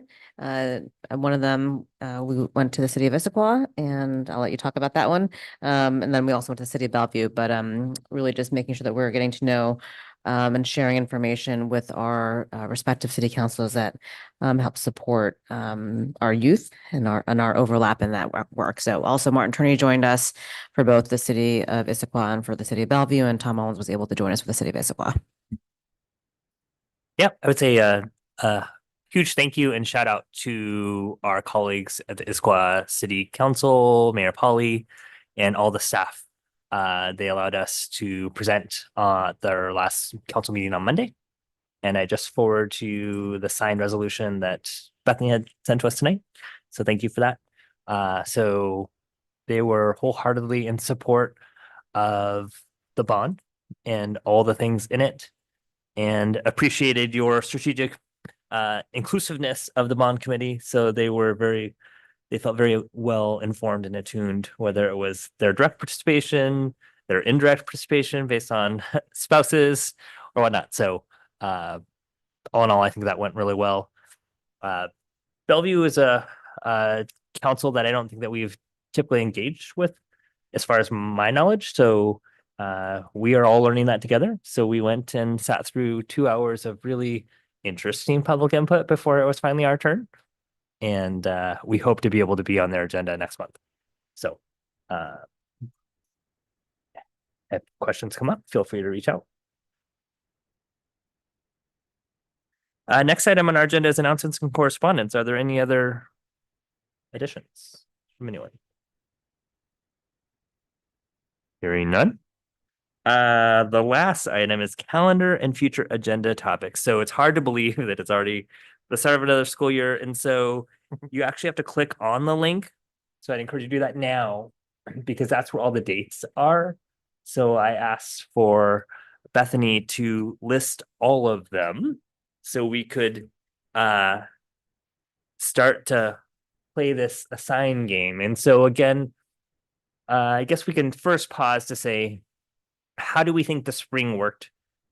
Historically, we had assigned just a board member to a task, and I wanted to open up to be more distributive to, hey, let's let, for instance, PTSA Council see all of us at various times. So not sure how we think that went or not. So initial thoughts on that before I guess we decide how we want to allocate them for fall.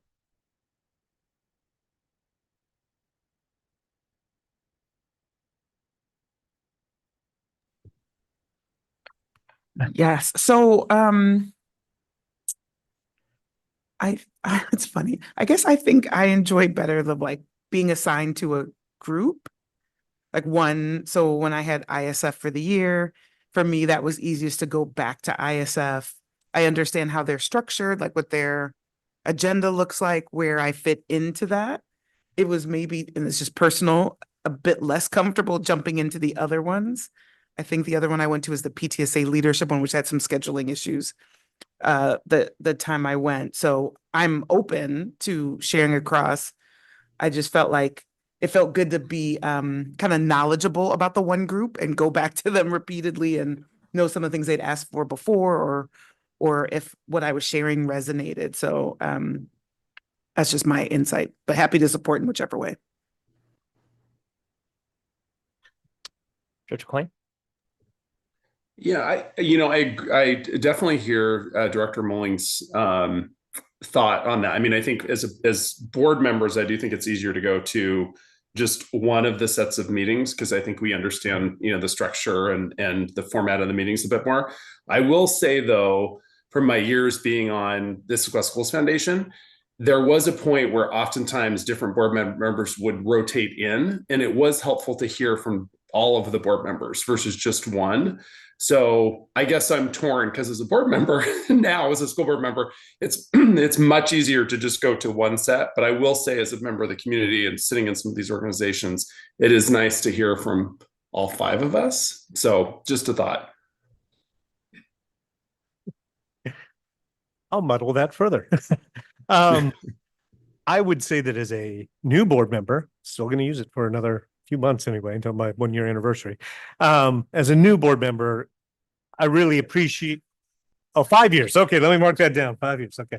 But anyway, I found it, it was great to be exposed to some of the different groups and partners and, to understand, their role and what they were doing in the school district. But that being said, I think Director Mullings makes a good point about there might be some more benefit from having that kind of longer term relationship, so to speak, realizing that every year we can switch it up. I mean, that I would eventually get my time in front of ISF or what have you. So I think I tend to lean towards that point of view a little bit.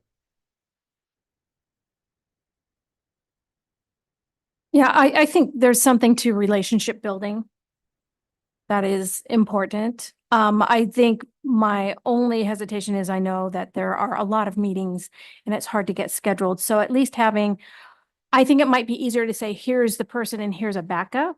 Or like for PTSA, there's 2 people can be there anyway. So if you had 2 people that were assigned to that, even if they both showed up, that would still not be a quorum of the board.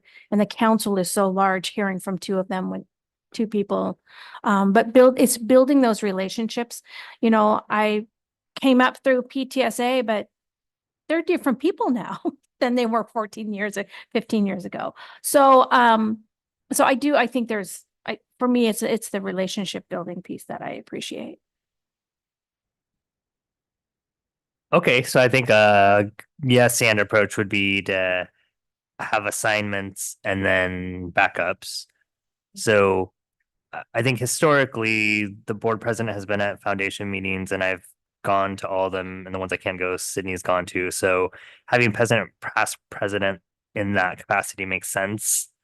For PTSA council general membership meetings, so there are 1, 2, 3. So we're only looking at 2024 because I'm not going to make any decisions for whoever board president is after me, and it will not be me. So we're only looking at the 2024 dates that were provided. So who wants to take lead on PTSA Council general membership meetings, which are September 26th, October 24th, and November 21st? And just a point of clarification, I want to make sure because I'm understanding the difference between the 2 meetings. I think it's the PTSA leadership meeting, the once a month meeting that we've rotated on, or was it the general council meetings? We did both, actually. We rotated on both of those. Okay. Thank you for the clarification. And for the PTSA leadership meeting, I would encourage us to have whoever is the primary that we try and rotate through as well. So there's a primary person plus a different one each time, because I think that is the one that would be helpful for them to get to meet all of us. So You just said that about the leadership one? the leadership one, yeah. So who is going to take primary on PTSA council general membership? I guess I could do that one. Just knowing that none of us will be there on the 21st of November, because we'll be in Spokane. Mm-hmm.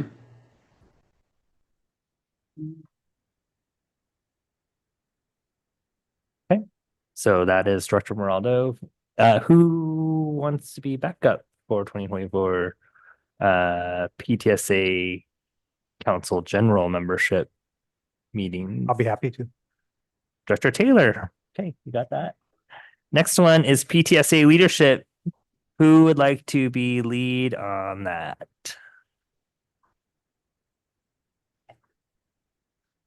I'm happy to be backup. It's hard for me to commit to be the lead on a midday meeting, but I'm happy to be backup. Okay, Director Coyne is volunteering for backup. That's great. I would suspect my calendar is probably the most conducive to that time slot, so I can do it. Director Taylor is taking lead on PTSA leadership meetings in 2024. And then you'll add myself and Director Mullings for the ISF as lead and backup. I'll be much more useful on the evening one. Okay. Thank you for those. Wanted to highlight a couple things. We've been working with the superintendent and really excited that it looks like we're going to be able to have student representatives join us in Spokane for the first time. And the board has been asking for that for a really long time, much to the surprise of the superintendent. So, Can't let Riverview keep showing us right, up. I know. She's like, what about this? It's like, yeah, like 5 years ago. So We thank would you love for to, that. yeah, we would love to welcome them to the Spokane event. I think it takes some resources, had not, agreement by the board to release that in support of them, so. And then Day on the Hill. And so the vision would be that we would have pairs of students at each of those in different pairs ideally. So then they can get a sense of that. Did I capture that? Okay. And then I just sent you guys in your email. And so for Director Taylor and Director Coyne, this will be new to you, but you have homework. WASDA board self-assessment is in there, and I said a due date of next Friday. And the first question before I talk about what this is this is the first time I've seen where WASDA sent it to us and said, we generally don't have the superintendent participate in this because it's really like indexed for board members. But I think we've had our superintendent do it every year for the past decade. So unless I hear opposite from our board, I'm going to also include our superintendent in the homework. Yeah, we've always had the superintendent. That's what I thought. But I didn't want to. Since I had never seen that clear direction from WASDA, I wanted to make sure that there was head nodding before I just ignore WASDA and do that. Yeah, do you have an opinion, Director Moynihan? I'm not going to ask those two because they. It was your comment on just ignoring them that I laughed at. Oh. Okay. So sorry, you have homework too. And this is in preparation for the Boards of Distinction application. But before I get ahead of myself, so the WASDA board self-assessment, it's actually a really interesting and thoughtful. You're basically just purely giving this is all perception data. And it's your perception on the different elements on where does Issaquah School District fall, and it'll give you like 80 questions. And then it's broken down into domains about what we all think. And then I think at the end you can save your answers, which I'd encourage you to do because I will then forget 6 weeks later when we look at it together as a board. But you can get a sense on where we all align or don't align in our view of how the district is doing or how we're doing, kind of like interchangeable. But this is a evidence-based data set, and the questions are driven such that districts and boards that do this, their students have higher outcomes. And they've published multiple research studies with this data set, they being college, university, not us, on this. And so it's super, super powerful. And, you know, the legislature mandates so many things that aren't necessary. I would think should actually they should mandate this for all boards to do because it actually has been shown to meaningfully impact student achievement. So don't have to spend tons of time on it, but it will be time you want to set aside 30 minutes to just be able to thoughtfully answer it. And then we'll talk about when we're going to come together and do it. So why this is important is because the Boards of Distinction application is due September 15th. It just opened a week ago. And this is an annual rite of passage for the Issaquah School Board. So there are essentially one essay, but it's split into two parts. So it's kind of like there's two essays, but kind of not. So, and I see Director Mullings on it, but it's what decisions or actions has your board taken in recent years to identify and then address opportunity gaps, describe this initiative or commitment. And then the second part is like, how is this successful and what evidence do you have from the past 1 to 5 years to support your assessment? And in previous years, it was all like, hey, what have you done in the past year? And then they realized, well, actually, improvement work doesn't happen over a year time frame, in generally speaking. So these are the questions, and I think they do go together. So I'm not sure that we would say like, oh, well, let's hand it off to 2 pairs of people. I wanted to open it up to, does anything jump out at you of things that we've done in the past 1 to 5 years for opportunity gaps that we would want to talk about? Even when I think about strategic plan, I don't think we have enough data yet to show that it actually has been successful. But I don't know. Like, I don't know if we have enough iReady data to show that there's disaggregated like improvements in subgroups.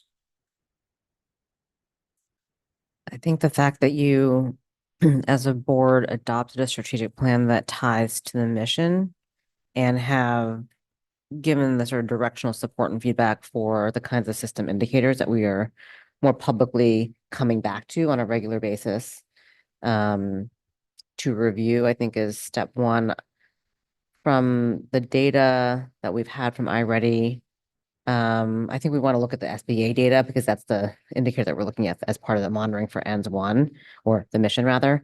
And that's coming, we're making sense of that right now. So I think we can get back to you on that. There might be some signs of progress, but I can't say we have fully been able to make the progress I think we all hope for. But I do think we have a lot of conditions in place this year in particular that will yield some results for next year. Is those questions or those volunteer hands? Neither. You asked a question, so I was going to provide an answer. Right.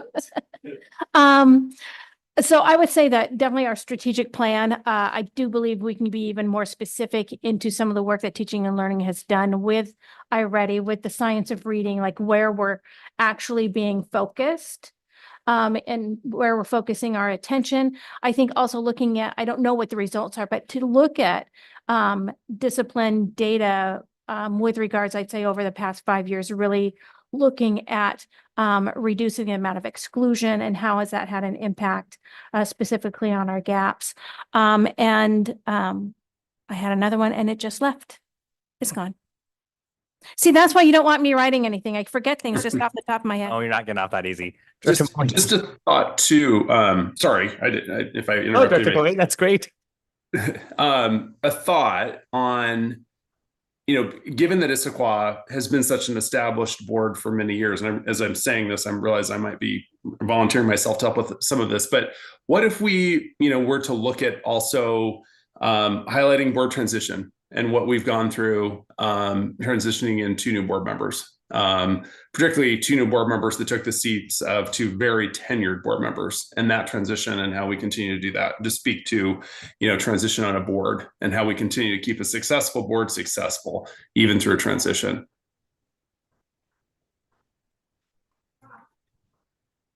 So I would say that would fall in the category of the professional development as a common element among highly successful boards. In a short paragraph or a few bullet points, please describe and etc. So I think that would go there. Like, just it really has to show decisions or actions that we took collectively as a board. And so I totally appreciate your sentiment and there's a place for it in the application. I don't think it belongs here. And is there, and I may not be looking at it, is there a copy of the application? I see the link to the assessment. Is there something else I should be looking at that Yeah, has click the on apply questions? now and it'll open up the application. Oh, I see. Okay, thank you. I was looking for that, didn't see it.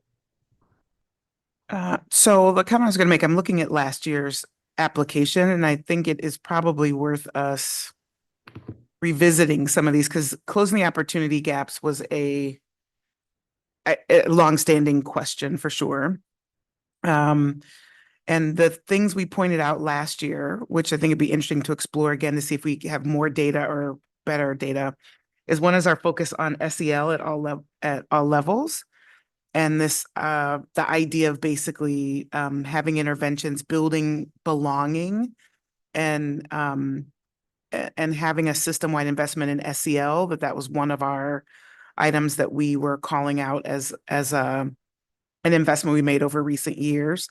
And then the second one that we called out last year was the really great reading and tier 2 reading interventions for third graders, and how we were starting to see improvements in the latter grades. So those would be at least worth going back and saying, do we see those getting more traction, bigger impact as well? But those are the two that we talked about in last year's application.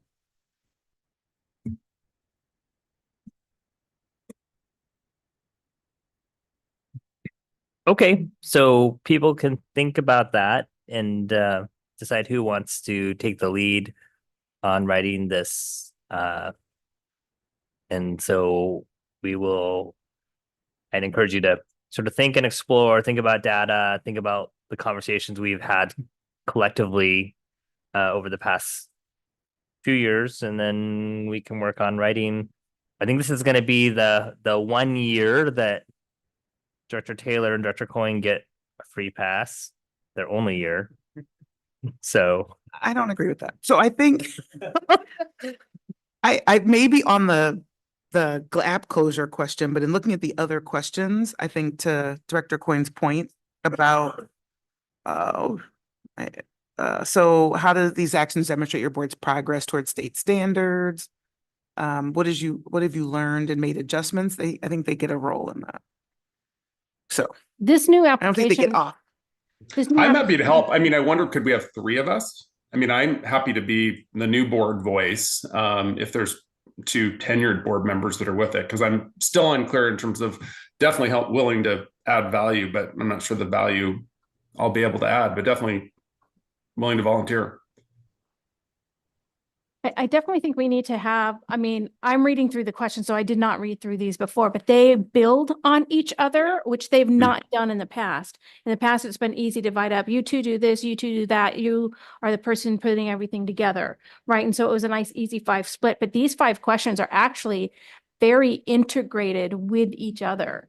right, that's what I'm saying. That's why it's And so, one. That's why that's a 1 person, or I mean 2 people kind of job, but versus if he wants to do the board professional development question, and like certainly Matt and AJ could do that one because they would have a lot to contribute. But remember, these are little 250 words is a couple sentences. So you're really just still building short responses, and it's making sure the evidence aligns with that. But these are not long thing. okay. I'd like to interject for one moment while you're deliberating this topic of who's working on what. My team would be happy to sit down and just refresh to build off of what you had written last year and to share some data points that we can sit down and help supply some of that information. That's helpful. Mm-hmm. Yeah, I think having done this last year, and as long as you're curious for Matt and AJ, you just have to jump in, because last year I was like, okay, I'm in, I'm finally in it to do it. I think we probably went a bit of a back way around last year. And so to your point, Superintendent, I think where I would appreciate some guidance from Dr. Bailey, Rich Mellish, is, okay, where are the gaps we've closed? And then let's back to what were the programs. Because I think before we made some assumption about about the closure and then or about the programs we wanted to highlight and then went to find the data. So I think if we start with a bit of a data view, that'd be the better way to do it. And then we can kind of back up to say, well, what's the plethora of things we've done to support some of those movements, but that would be, I don't know that I'm volunteering, but I am certainly helpful, happy to be a guiding. Well, I think if the data piece is there, I will I mean, I'm happy, again, I'm happy to participate and help. And I do think if the data piece is there, it's section 3. You know, I could jump in on that piece too, on some of the other questions I may not know. So I'm happy to volunteer for this. And there, you know, there's no better time, I guess, to jump into it. So I think that it'd be great if you and AJ focus on section 3. And because professional development is broad in scope. And so, you know, one of our approaches was how we did work studies for each of our now results. And we're just methodical about how we did onboarding, not just on like, here's your handbook, but it was throughout everything beyond just like, oh, let's go to these things together, let's talk through them. So I think it was a very long process to go through all of our policy governance approach and sort of really trying to intentionally transition through topics and the DISC assessment, as well as our retreats. And so I think it's not just, oh, look at, they did a handbook and we had a mentor. There was a lot that we've done. And so if you guys could spend some time on that, that would be really helpful. I actually would just, sorry to interject. I almost think that we'd need a tenured. I mean, I'm fine. AJ and I could do it, but I do think it'd be beneficial though to also have a tenured board member to do that with us, because I think we only have the perspective from the months we've been on the board. So I think being able to speak to it, frame it up in the way that, hey, yes, we saw this component, but this isn't necessarily different or new. So I do think there'd still be value in having someone who's had that, you know, more years of experience to weigh in on that piece too. And the professional development piece would just be my thought. Yeah. I should say it's only about this year anyway. So I think being able to do the uniqueness of what we've done in this transition from really tenured board members, I think would be a unique opportunity to highlight. Yeah. Matt, I just suggest, why don't we'll take a swing at it and then we'll share it out and, you know, solicit feedback. Yep.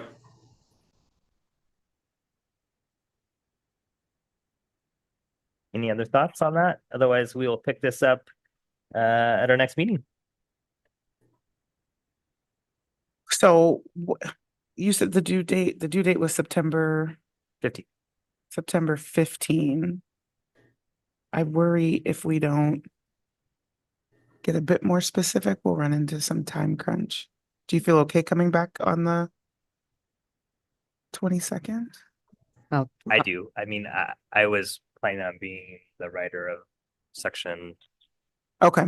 Well, you didn't say that. Of section 4. Well, I was, if someone else was going to be like, no, I'm really passionate about this. Okay. Otherwise, my intention was being the writer of 4. I did no writing last year, intentionally knowing what was coming this year. So it would be my turn. See, we had always done it as teams. So if you wanted a team member to.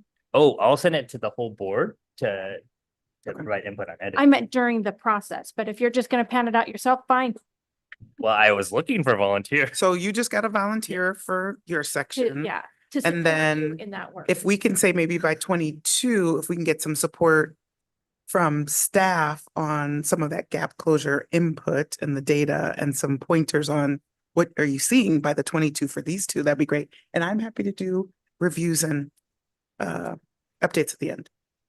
Yes. So it would be great if we could come with section 3 as a draft for our next board meeting that Sydney would have had a chance to review and edit from the two of you guys.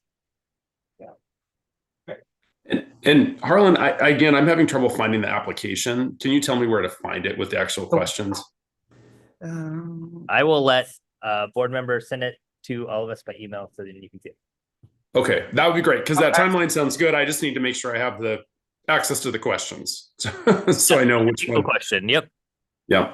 Thank you. This is part of our training up new board members. We have to give you access to the pages. It's one of those things where I thought I must be the only one who can't see this. So then I'm online too. It is Thank it's you. part of the WASDA. What you have to know that you're going to the WASDA Board of Distinction. Yep. Okay. It's on Okay. the WASDA page. And no pressure to our newest board members, but this has been offered by WASDA since 2009, and we have never not been a board of distinction.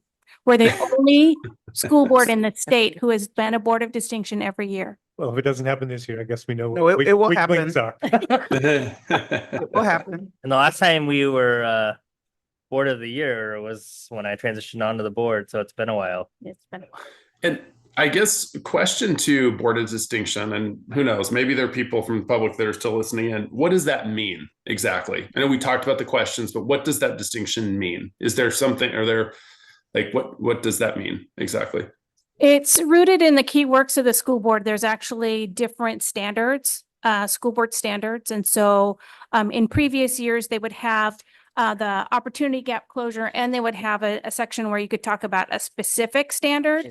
This year, the difference is that they're saying, okay, based on what you did for gap closure, which standard most applied and how did you integrate that standard? So, but it's really, kind of our professional standards of operation.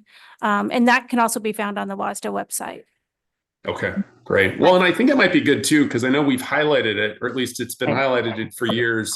But we probably, if we are, fortunate enough to get it again, we should probably highlight more specifically to the community, what we highlighted to get it and how we were recognized. It might be good, just as a thought. Oh, we highlighted every Yeah, we year. do every year. So. Well, I know it's highlighted. I'm just not sure. Maybe again, I hadn't until I was on the board. But I know it's been highlighted for years that I've been in the district. But I'm just thinking about highlighting some of the specifics, like how Issaquah was selected and what we submitted. Might be good just as a thought. Like, I think this would be our 15th year of receiving it. It'd be interesting. Do you think the Seattle Times would pick that up if we had an article for that? Okay. Any more comments, thoughts? We are adjourned. Thank you.